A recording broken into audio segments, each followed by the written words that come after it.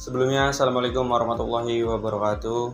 Perkenalkan, nama saya Indra Haryana dengan NIM A12 2023 07083 dan di samping saya. Perkenalkan, nama saya Yonatan Girsang, NIM saya A12 2023 07075. Kami di sini akan mempresentasikan hasil pengamatan kami terhadap sistem informasi yang ada pada toko sembako Ibu Murni. Dan berikut penjelasannya. Pertama, sejarah perusahaan atau objek penelitian. Peluang kerja yang semakin sulit pada zaman modern seperti sekarang ini semakin mempersempit orang-orang di kota untuk mendapatkan pekerjaan yang layak untuk mereka. Tetapi tidak dengan Ibu Murni yang mencoba membuka peluang untuk mendapatkan keuntungan. Dia mencoba membuka toko sembako yang memang sangat dibutuhkan oleh orang banyak karena ada pepatah bilang, selama manusia hidup pasti dia membutuhkan makan. Karena hal tersebutlah yang mendorong Ibu Murni untuk mencoba membuka usaha kecil-kecilan yang mungkin berbanding terbalik dengan hasilnya. Dia kemudian membuka usaha sembako, tepatnya pada tahun 2018, dengan hanya bermodal uang secukupnya, walau pada awal penjualannya masih sepi pembeli. Tapi karena dengan kegigihannya untuk dapat membuka usaha sendiri, pada akhirnya toko sembako Ibu Murni sudah mulai banyak pembeli, sehingga yang awalnya cuma menyediakan bahan pangan saja, kini sudah mulai menambahkan produk-produk kebutuhan rumah tangga. Kedua, narasi proses bisnis perusahaan atau penelitian objek. Narasi proses alur transaksi sedang berjalan. Pertama, pelanggan datang dan memilih barang. Kedua, kemudian barang tersebut diserahkan ke kasir untuk ditotal. Setelah itu, sistem akan memproses pembelian tersebut dan akan muncul harga barang dan total harga barang. Selanjutnya, kemudian kasir akan memberitahukan tagihan pembayaran berupa harga barang dan total harga. Selanjutnya, pelanggan membayar tagihan tersebut.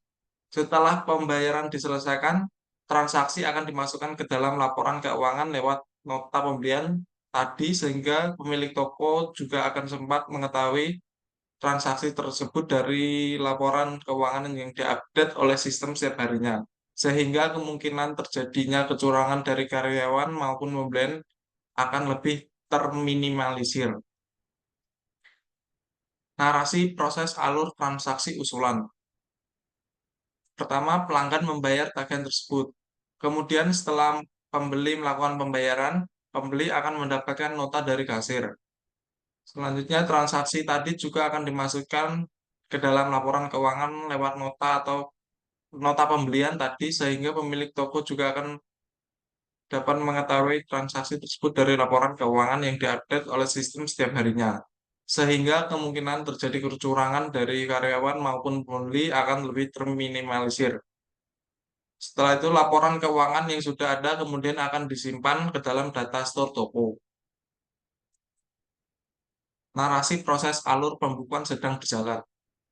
Pertama, sistem akan melaporkan seluruh transaksi yang ada di sistem yang berupa struk pembayaran, laporan arus kas, laporan laba rugi, pendapatan, dan keuntungan akan disatukan ke dalam dokumen laporan keuangan. Kedua, karyawan akan mengecek persediaan stok barang yang masih tersedia yang kemudian karyawan akan melaporkan lewat dokumen. Ketiga, dokumen tersebut berisi laporan, tanggal kadaluarsa kode barang, jumlah barang, tanggal penerimaan barang yang disatukan ke dalam dokumen laporan persediaan barang. Keempat, kemudian kedua laporan tersebut, laporan keuangan dan laporan persediaan barang akan diarsipkan untuk dilaporkan ke pemilik toko. Yang kelima, kedua dokumen tersebut dapat menjadi pengambilan keputusan yang akan memudahkan pemilik toko. Narasi proses alur pembukuan usulan. Pertama, kemudian kedua laporan, laporan keuangan dan laporan persediaan barang akan diarsipkan ke dalam data store toko untuk disimpan. Yang kedua, serta pengambilan keputusan dari pemilik toko mengenai kinerja karyawan, keuangan, maupun pembelian barang juga akan masuk ke dalam data store sebagai perencanaan untuk kedepannya. Narasi proses alur penerimaan gawe sedang berjalan. Pertama, calon pegawai datang untuk melamar dan memberikan persyaratan yang telah diberitahukan sebelumnya. Adapun syaratnya yaitu CV, KTP, dan ijazah. Kemudian pemilik toko akan menerima dan mengkonfirmasi yang kemudian pemilik toko akan memeriksa lewat persyaratan tersebut apakah sudah sesuai kriteria yang diinginkan atau tidak. Jika sesuai, maka calon pegawai akan dilanjutkan ke sesi wawancara. Tapi kalau tidak sesuai, maka calon pegawai tidak diterima. Kemudian jika di sesi wawancara calon pegawai lolos dan sesuai apa yang diharapkan oleh pemilik toko, calon pegawai akan diterima kerja. Tetapi kalau tidak lolos sesi wawancara, calon pegawai tidak diterima kerja. Narasi alur proses penerimaan pegawai usulan. Kemudian jika di sesi wawancara calon pegawai lolos dan sesuai apa yang diharapkan oleh pemilik toko, pegawai akan diterima kerja. Setelah calon pegawai diterima kerja, maka akan mendapatkan kontrak kerja yang berisi lama kerja, gaji, dan kontrak kerja. Kemudian kontrak kerja tersebut dimasukkan ke dalam arsip. Jika pegawai menerima, maka calon pegawai diterima bekerja. Jika kontrak tersebut tidak disetujui, maka pegawai tidak diterima bekerja. Ketiga, analisis pistes. Analisis performance atau kinerja. Toko sembako Ibu Murni sudah memberikan performance dengan baik. Adapun performance dari segi pelayanan, persediaan stok barang yang selalu tersedia, dan keramahan karyawan yang menjadi nilai tambah untuk toko tersebut yang membuat toko tersebut mampu bisa bersaing dengan toko sembako yang lain di era modern saat ini. Analisis informasi. Penyajian informasi yang disajikan dari sistem juga lumayan terstruktur dengan rapi, di mana persediaan barang maupun jumlah barang dapat diketahui pelanggan lewat informasi daftar harga yang telah dituliskan di rak-rak barang sehingga mempermudah pelanggan. Analisis ekonomi. Dalam hal ekonomi, toko Ibu Murni sudah bisa mengatur keuangan tokonya dengan bantuan sistem yang teliti dan penuh perhitungan. Hal tersebut bisa dibuktikan dengan keberadaan toko yang mampu bertahan dari tahun ke tahun tanpa mengalami kebangkrutan. Analisis keamanan. Sistem sangat baik dalam menyimpan data, karena sistem ini menyimpan data dalam cloud, sehingga keamanan dapat terjaga dengan baik. Output yang berupa laporan keuangan juga akan membantu memantau lewat manual. Analisis kontrol. Kendali dari sistem dan bekerja sama dengan Ibu Murni selaku pemilik dari toko sembako tersebut juga lumayan berhasil dalam selalu tersedianya stok barang. Karena pembelian dan keuangan selalu diimbangi sehingga tidak mempengaruhi keuangan toko dan tetap menjaga toko terhindar dari kebangkrutan yang diminimalisir. Analisis efisiensi. Sistem mampu memberikan rincian harga dengan teliti sehingga menghasilkan output yang tepat serta mampu memproses banyak transaksi setiap harinya. Analisis pelayanan. Pelayanan yang diberikan oleh pegawai dan sistem toko Ibu Murni yang responsif dan juga perhitungan harga yang akurat sudah berhasil menarik perhatian pembeli yang datang ke toko tersebut sehingga makin hari toko Ibu Murni makin ramai dan banyak diminati pembeli. Keempat, studi kelayakan. Pertama, kelayakan teknis.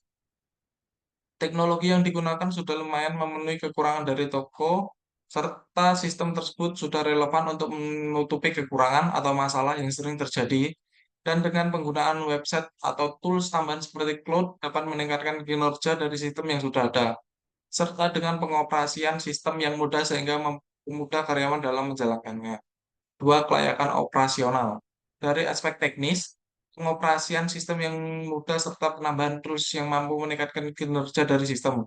Dengan semua aspek data seharusnya mampu mencapai penggunaan sistem yang maksimal dan mampu menghasilkan informasi yang akurat. Dari aspek psikologis, dengan adanya sistem yang mudah dalam pengoperasiannya membuat para pegawai antusias dan mau mencoba tanpa adanya rasa takut pada dirinya untuk melakukan kesalahan. Ketiga, kelayakan ekonomi. Biaya yang digunakan untuk mengenai sistem ini tidak terlalu mahal, tetapi hasil dan manfaat yang diberikan sangat membantu penjualan dari toko, serta sistem tersebut sudah relevan dengan penggunaan tools tambahan seperti cloud dapat meningkatkan kinerja dari sistem yang sudah ada. Sehingga sistem seperti ini sangat bagus untuk usaha menengah karena modal yang dikeluarkan dalam pembangunan sistem tidak mahal, tetapi sistem tersebut dapat bermanfaat dan bisa membantu usaha agar lebih baik lagi. Kelima, analisis kebutuhan fungsional dan non-fungsional. Analisis kebutuhan fungsional. Pelanggan dapat mengetahui harga barang, jumlah barang, dan total harga dari barang yang mereka beli. Pegawai dapat mudah melayani pelanggan dengan bantuan sistem atau pencatatan barang yang dibeli, total harga dari barang. Pemilik toko juga dapat dengan mudah mengetahui semua transaksi, stok barang, serta arus dari keuangan lewat sistem ini. Analisis kebutuhan non-fungsional. Perangkat lunak atau software. Sistem ini melibatkan aplikasi seperti SIAM, Cloud sebagai pencatat semua data transaksi serta pembukaan. Perangkat keras hardware, perangkat yang digunakan seperti komputer, scanner barcode, kamera CCTV, dan monitor yang digunakan untuk memantau sebuah kegiatan di toko. Teknologi jaringan yang digunakan seperti Wi-Fi, Local Area Network atau LAN, maupun routers. Keenam, flow of dokumen berjalan dan usulan. Flow of dokumen, alur transaksi sedang berjalan. Pertama, start, pelanggan datang, kemudian pelanggan membeli barang, dua, sistem mengidentifikasi harga, harga barang, total harga, kemudian sistem memberitahukan pembayaran. Selanjutnya, kasir menerima pemberitaan pembayaran, kemudian membuat agen pembayaran. Selanjutnya, pelanggan melakukan pembayaran dan sistem membuat nota pembelian. Setelah itu, pemilik toko menerima nota dan membuat laporan pembelian. Flow of dokumen, alur transaksi usulan. Pelanggan start, pelanggan datang, pelanggan membeli barang. Kemudian sistem mengidentifikasi harga, mulai harga barang, total harga, kemudian sistem memberitahukan pembayaran. Selanjutnya, kasir menerima pemberitahuan pembayaran dan membuat tagihan pembayaran. Selanjutnya, pelanggan menerima tagihan pembayaran, pelanggan melakukan pembayaran, kemudian sistem memvalidasi pembayaran dan membuat dua nota pembelian. Nota pembelian pertama untuk pelanggan, nota pembelian kedua untuk sistem. Selanjutnya, pemilik toko menerima nota dan laporan pembelian yang kemudian disimpan ke data store toko. Of dokumen pembukuan sedang berjalan. Sistem laporan seluruh transaksi berupa struk pembayaran, laporan arus kas, laporan laba rugi yang menjadi laporan keuangan yang kemudian dikirim ke pemilik toko. Karyawan, sekian stok barang, kemudian karyawan melaporkan stok barang, pengecekan stok barang yang menjadi laporan persediaan barang yang berupa tanggal kadaluarsa, kode barang, dan tanggal penerimaan yang kemudian dikirim ke pemilik toko laporan persediaan barang untuk mengambil keputusan berupa kinerja karyawan, keuangan, dan pembelian barang. Flow of dokumen pembukuan usulan. Sistem laporan seluruh transaksi berupa struk pembayaran, laporan arus kas, laporan laba rugi, menjadi laporan keuangan, kemudian dikirim ke pemilik toko, laporan keuangan. Kemudian karyawan persediaan stok barang, karyawan melaporkan stok barang, pengecekan toko barang, kemudian laporan persediaan barang dikirim ke pemilik toko, laporan persediaan barang untuk mengambil keputusan berupa kinerja karyawan, keuangan, pembelian barang yang kemudian disimpan ke data store toko. Flow of dokumen penerimaan pegawai sedang berjalan. Calon pegawai memberikan persyaratan berupa CV, KTP, ijazah. Kemudian pemilik toko memeriksa persyaratan. Jika no, tidak diterima, calon pegawai tidak dapat bekerja. Jika yes, diterima, pegawai diwawancara. Jika no, calon pegawai tidak dapat bekerja. Jika yes, pembuatan kontrak kerja. Flow dokumen pegawai usulan. Calon pegawai memberikan persyaratan berupa CV, KTP, ijazah. Kemudian pemilik toko memeriksa persyaratan. Jika no tidak diterima, calon pegawai tidak dapat bekerja. Jika yes, karyawan diterima, pegawai diwawancarai. Jika no, calon pegawai tidak dapat bekerja. Jika yes, pembuatan kontrak kerja berupa lama kontrak, gaji, jam kerja, selanjutnya kontrak kerja. Ketujuh, dekomposisi diagram atau DFD. Berikut gambaran atau tampilan dari DFD, Sistem Manajemen Toko Sembako Ibu Murni. Dan berikut penjelasannya.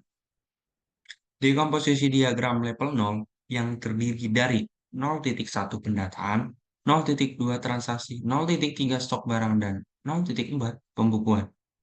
Dan dekomposisi diagram level 1 yang terdiri dari 0.1 pendataan yang berisi pendataan pelanggan, pendataan pembelian, pendataan pendaftaran, pendataan transaksi, dan 0.2 transaksi yang berisi input transaksi, output transaksi, dan laporan transaksi.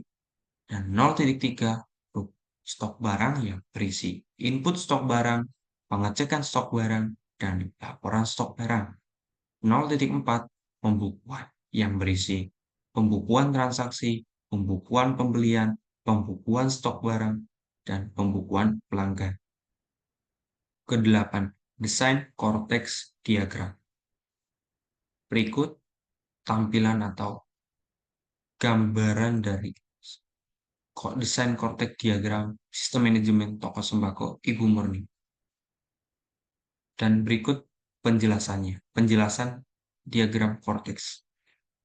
Pelanggan melakukan pembelian barang. Setelah melakukan pembelian, pelanggan akan mendapat nota pembayaran sebagai bukti.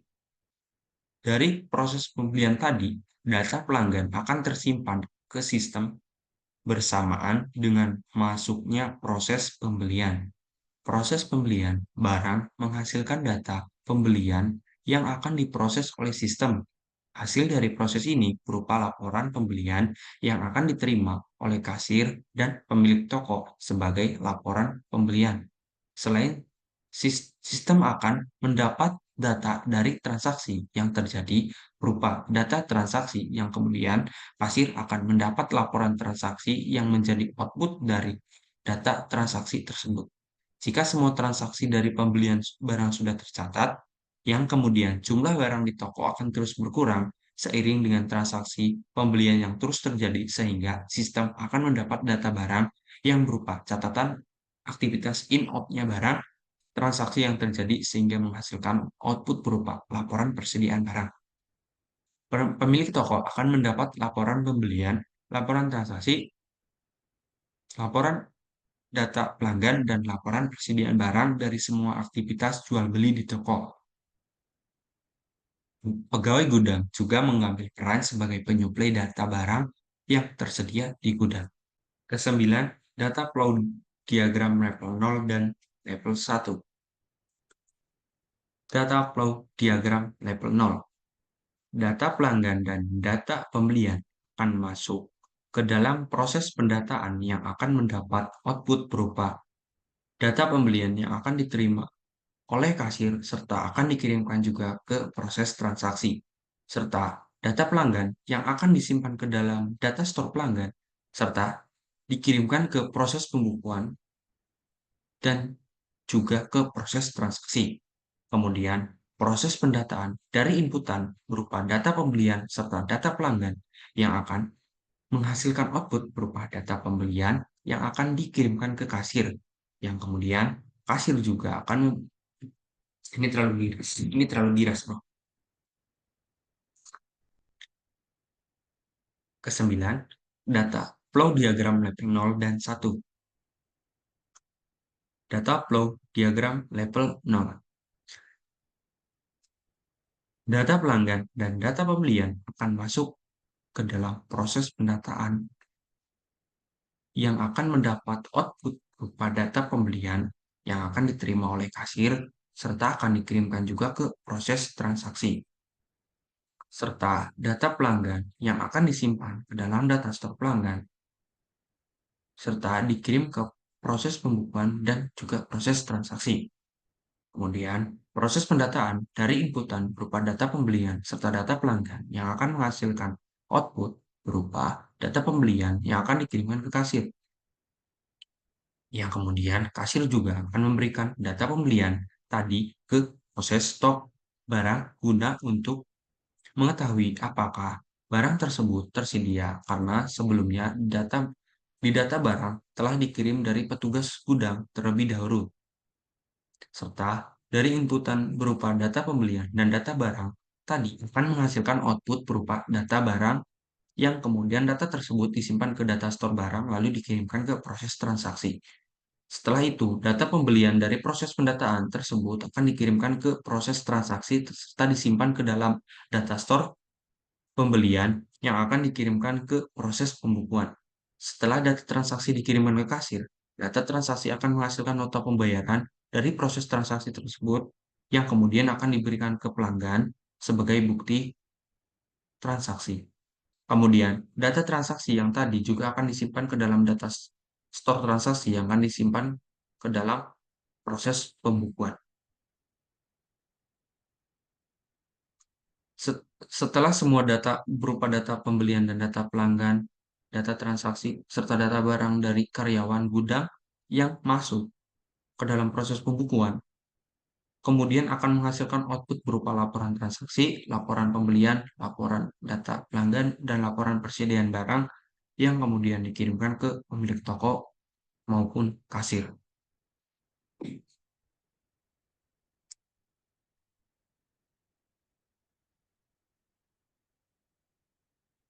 Data flow diagram level 1 pendataan. Pelanggan akan mengirimkan data pelanggan ke dalam proses pendataan pelanggan yang kemudian akan disimpan ke dalam data store pelanggan. Kemudian kasir akan memberikan data pembelian yang akan dimasukkan ke proses pendataan pembelian yang akan disimpan ke dalam data store pembelian. Kemudian karyawan gudang akan mengirimkan data barang yang akan diproses ke dalam pendataan barang yang akan disimpan ke dalam data store barang.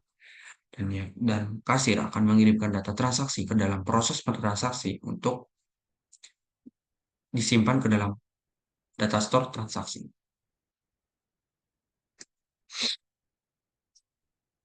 Data flow diagram level 1 transaksi. Dari data store pembelian akan dikirimkan ke input transaksi berupa data pembelian yang kemudian akan menghasilkan dua outputan yaitu berupa data pembelian dan data transaksi. Data pembelian yang masuk ke kasir akan menghasilkan nota pembelian yang masuk ke dalam output transaksi, serta input dari data transaksi akan dikirimkan ke data store transaksi yang kemudian dikirimkan ke proses output transaksi. Dari inputan yang masuk ke dalam output transaksi akan menghasilkan nota pembelian yang akan dikirimkan ke pelanggan. Serta dari data store transaksi juga akan dikirimkan ke laporan transaksi melalui data transaksi.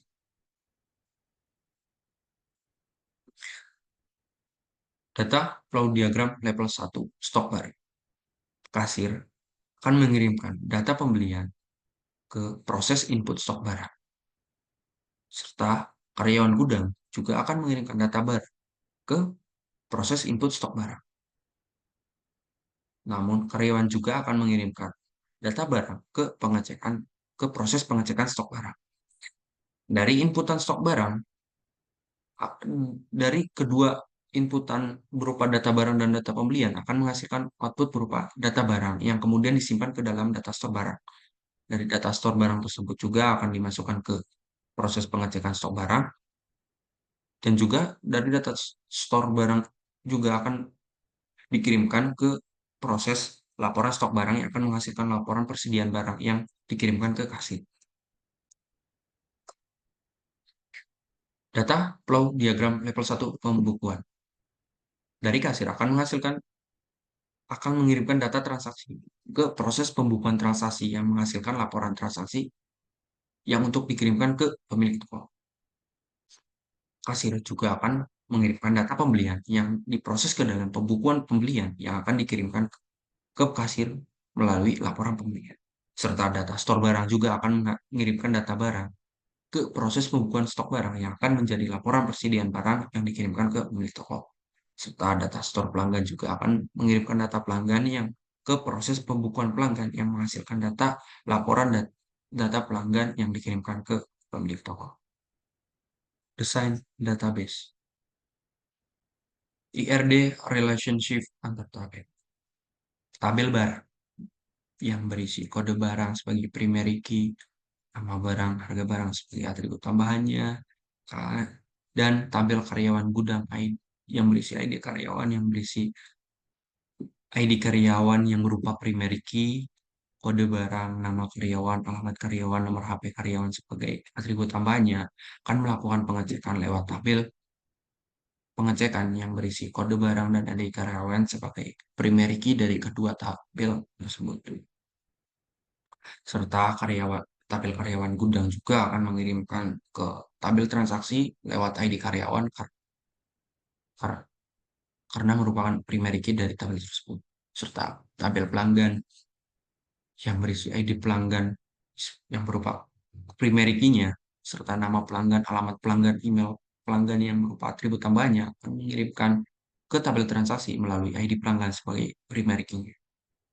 Serta tabel kasir yang berisi ID kasir, total harga, ID kasir sebagai primary key-nya, total harga, dan tanggal pembelian sebagai atribut tambahannya akan mengirimkan juga ke tabel transaksi melalui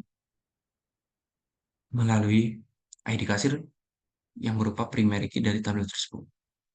Di dalam tabel transaksi, terdiri dari ID transaksi sebagai primary key-nya dan ID kasir pelanggan, ID pelanggan dan ID kasir karyawan, kode barang yang merupakan primary key dari tabel-tabel tadi, data transaksi, jumlah transaksi, tanggal transaksi yang merupakan atribut tambahan akan melakukan pembukuan ke dalam tabel pembukuan dengan menggunakan ID transaksi sebagai primary key-nya. Kemudian di tabel pembukuan yang berisi ID pembukuan, ID transaksi, ID pembukuan sebagai primary key, dan ID transaksi, ID kasir, ID pelanggan, ID karyawan, kode barang, tanggal pembukuan yang merupakan atribut tambahannya akan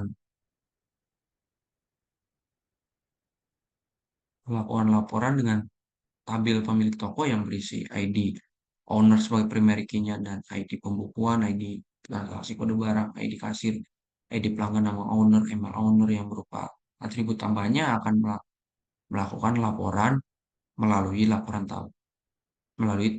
tabel laporan yang berisi ID laporan sebagai primary key-nya, ID pembukuan, ID owner, ID kasir, ID pelanggan, kode barang, ID transaksi, tanggal laporan, data laporan sebagai atribut tambahannya. IRD alur prosesnya. Barang yang berisi kode barang sebagai primary key, jumlah barang, harga barang sebagai atribut tambahannya akan melakukan pengecekan melalui ID barang terhadap karyawan gudang melalui ID karyawan sebagai primary key-nya. Kemudian karyawan gudang yang berisi ID karyawan, kode barang, alamat karyawan, nomor HP karyawan, nama karyawan akan melaporkan transaksi ke dalam transaksi melalui ID karyawannya. Sedangkan pelanggan yang berisi ID pelanggan, nama pelanggan, email pelanggan, alamat pelanggan juga akan mengirimkan ke transaksi melalui ID pelanggannya sebagai primary key-nya. Kasir juga yang terdiri dari ID kasir, total harga, tanggal pembelian juga akan mengirimkan ke transaksi melalui ID kasir sebagai primary key-nya. Transaksi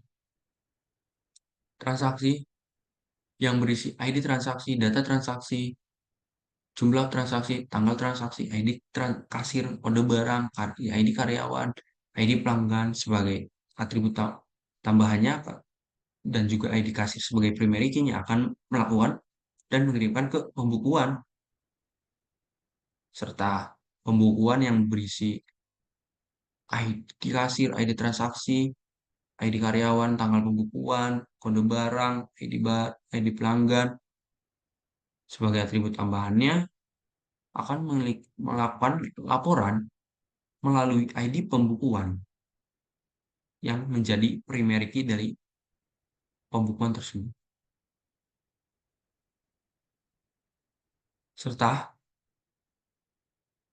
laporan yang berisi ID ID pembukuan, tanggal laporan, data laporan, ID pelanggan, ID transaksi, ID kasir, kode barang, kan yang merupakan atribut tambahannya akan melaporkan melalui ID laporan ke pemilik toko. Pemilik toko juga, pemilik toko yang berisi ID owner, ID pelanggan, kode barang, ID transaksi, ID kasir, ID pembukuan, email owner, nama owner, kan mengirimkan, mengirimkan kelaporan melalui ID owner sebagai primary key-nya. 11. Design user interface. Tampilan user interface aplikasi. Berikut semua tampilannya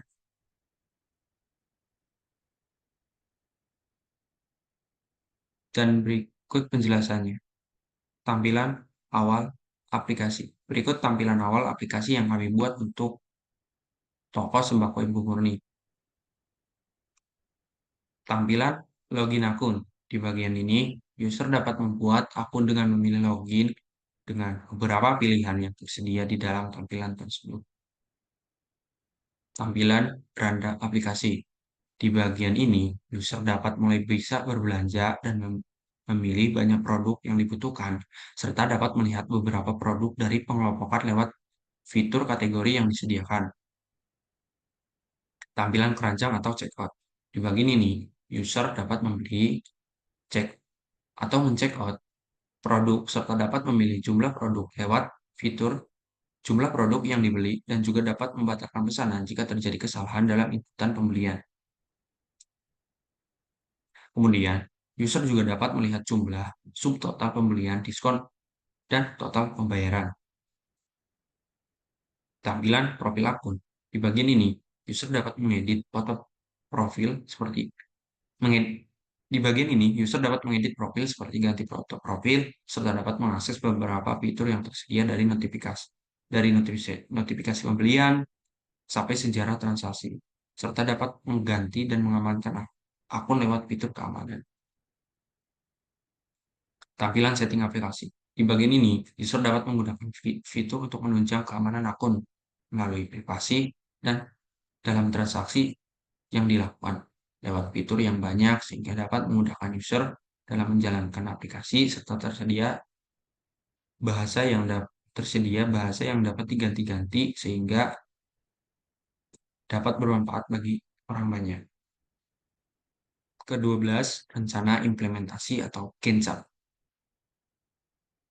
Berikut tampilan atau gambaran rencana implementasi atau Gantt chart yang kami buat.